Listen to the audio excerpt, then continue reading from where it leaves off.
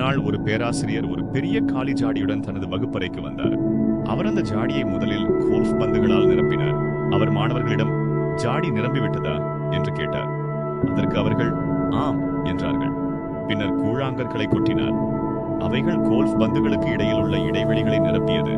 மீண்டும், இப்போது ஜாடி நிரம்பிவிட்டதா என்று கேட்டார். மாணவர்கள் ஆம் என்றனர். பின்னர் மணலை கொட்டினார். ஜாடியில் மீதமிருந்த இடத்தையும் அது நிரப்பியது. இப்போது நிரம்பிவிட்டதா என்று கேட்டார். அவர்கள் சிரித்துக்கொண்டு ஆம் என்றனர்.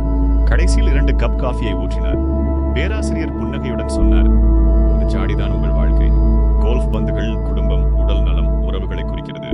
கூழாங்கற்கள் உங்கள் வேலை, வீடு, கார் ஆகியவற்றை குறிக்கிறது.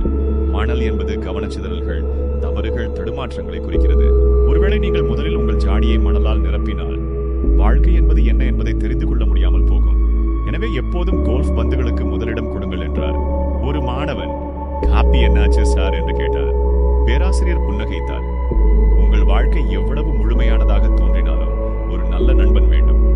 அதுதான் அந்த 2 கப் காஃபி. அந்த நண்பனோடு எப்போதும் 2 கப் காஃபிக்கு சற்று இடம் கொடுங்கள். மேலும் இது போன்ற மோட்டிவேஷனல் வீடியோக்களை பார்க்க எங்கள் சேனலை லைக் செய்து சப்ஸ்கிரைப் செய்யுங்கள்.